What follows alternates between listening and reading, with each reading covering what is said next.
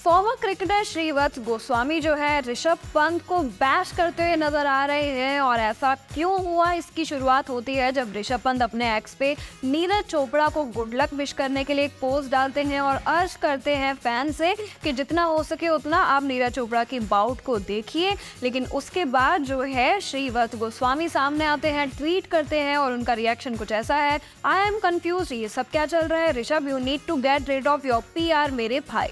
और इसको लेकर रिएक्शन जो है वो सोशल मीडिया पर जब आप देखेंगे तो आपको साफ तौर पर पता चल जाएगा कि पंत के सपोर्ट में बहुत सारे लोग नजर आ रहे हैं। एक जो ट्वीट है वो ये है कि you should have framed your words in a better way keeping in mind how he is already gets trolled by this world unnecessarily. और इसके बाद एक और ट्वीट जो है वो नजर आता है जिसमें वो कह रहे हैं कि भाई ऋषभ के नाम पर पैसे चाहिए इस फ्लॉप क्रिकेटर को। और आगे बढ़ते हैं तो एक यूजर लिखते हैं, it seems you wanted to call out the guy who handles the account और manages promotions but you just ended up giving trollers more content and bringing more hate for him. सबसे ज़्यादा important बात यहाँ पे मेरे हिसाब से ये है कि देखिए PR तो सभी करते हैं, रोहित शर्मा भी करते हैं, विराट कोहली भी करते हैं, शुभमन गिल भी करते हैं और कहीं ना कहीं ऋषभ पंत भी करते हैं। लेकिन PR जो है आपको पॉपुलैरिटी ला सकती है या फिर एक चर्चा का विषय बना सकती है सोशल मीडिया पे। टीम में जगह आपको आपके गेम प्ले से ही मिलती है। बिल्कुल, संजू सैमसन को लेकर भी जस्टिस के काफ़ी सारे ट्वीट्स आते हैं, पोस्ट वायरल हो जाते हैं। तो क्या इसका मतलब ये समझ लिया जाए कि संजू जो है वो PR करवाते हैं? नहीं, वो अपनी परफॉर्मेंस के जरिए टीम में नजर आते हैं। अब एक काम करते हैं, आपको स्क्रीन पर हम दिखा रहे हैं ऋषभ पंत के ऑल फॉर्मेट रिकॉर्ड, T20 में उनका क्या है, टेस्ट में क्या है और वनडे में कैसे वो खेलते हुए नजर आते हैं। देखिए, सबसे ज्यादा ऋषभ पंत के केस में इंपॉर्टेंट बात यह है कि अभी भले ही आप उन्हें ट्रोल करें या क्रिटिसाइज करें, लेकिन जो है एक प्रूवन मैच विनर है और एक जीत का माइंडसेट लेके ही वो हमेशा चलते हैं। आप जाके पहले इंग्लैंड के खिलाफ जो उन्होंने ODI में पारी खेली थी उसको देखिए, 125 रन की मैच विनिंग पारी उन्होंने खेली थी। ऑस्ट्रेलिया के खिलाफ जो है टेस्ट में शानदार पारी खेली है। तो यहाँ पे आप इन सारे बेसिस पे देख के बात करिए, ना कि उनकी पर्सनल या फिर कह लीजिए सोशल मीडिया पे जो वो पोस्ट करे उसको लेके कोई भी अपनी विचारधारा बनाइए। रोहित शर्मा की अगर हम बात करें तो जब गाबा टेस्ट में ऋषभ पंत ने पारी खेली, हमने सीरीज जीत ली और उसके बाद उन्होंने सेलिब्रेशन नहीं करा। तो रोहित शर्मा जो है वो डगआउट में जब बात कर रहे थे पंत से तो यही कहते हुए नजर आए कि इस पारी की अहमियत तुम्हें 10-15 साल बाद पता चलेगी जब तुम रिटायर हो जाओगे। तो पंत कितने अच्छे खिलाड़ी हैं ये रोहित शर्मा ने बता दिया था। बिल्कुल, रोहित शर्मा ने श्रीलंका के खिलाफ जो सीरीज है उसके बाद भी स्टेटमेंट दिया है। कहते हैं, although when you are playing on such challenging pitches it is also important to have consistency in your team selection. If you give players only 1 or 2 opportunities, it isn't easy to manage such situations.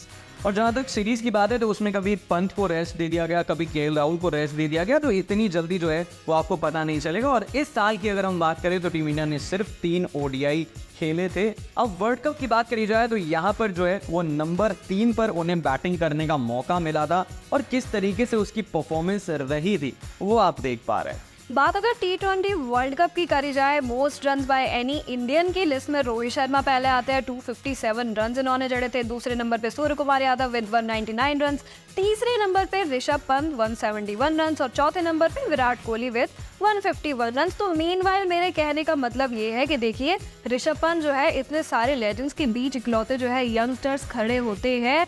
और साथ के साथ इस पूरी बात का conclusion ये है कि देखिए विराट कोहली, रोहित शर्मा, MS धोनी ये ऐसे प्लेयर्स हैं जो शायद 10 साल 20 साल में एक बार ही आते हैं। और अगर हम कंपेयर करेंगे तो पर्सनल इंडिविजुअलिटी जो होती है प्लेयर की वो कहीं ना कहीं ढल जाती है। तो किसी का किसी से कंपैरिजन नहीं करना चाहिए। आप सिर्फ और सिर्फ गेम प्ले पर जो है जज करें, ना कि PR पे या उनकी पर्सनल लाइफ। और मैं आपको ये भी बता दूं कि 1 से 1.5 महीने जो है वो इंडियन क्रिकेट नहीं होने वाला है। तो ऋषभ पंत दिल्ली प्रीमियर लीग में खेलते हुए नजर आएंगे और वो चाहते हैं कि वो फिट रहें और कंपेटिटिव क्रिकेट जो है वो लगातार खेलते रहें। वहीं जो है फिटनेस की यहाँ पे बात हुई है तो रिकी पॉन्टिंग जो एक्स कोच रह चुके हैं दिल्ली कैपिटल्स की, उनका कहना है कि अगर उन्हें फिर से मौका मिलता है किसी भी IPL में एज अ कोच ज्वाइन करने के लिए तो वो बिल्कुल करेंगे।